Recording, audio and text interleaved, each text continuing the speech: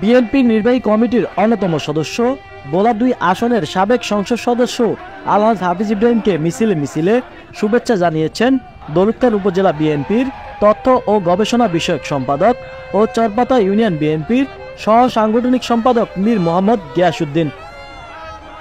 সোমবার 26শে আগস্ট বিকেলে চরপাতা ইউনিয়নের মান্নান মাস্টার বাজারে বেগম খালেদা জিয়া, তারেক রহমান ও আলহাজ হাফিজ ইব্রাহিমের ছবি সংবলিত ব্যানার হাতে নিয়ে মীর গিয়াসউদ্দিনের নেতৃত্বে শত শত বিএনপির নেতাকর্মীরা স্লোগানে মুখরিত করে তোলেন।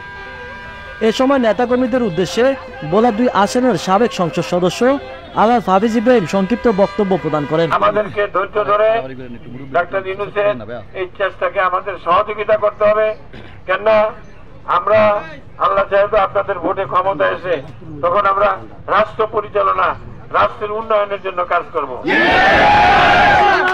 মাটি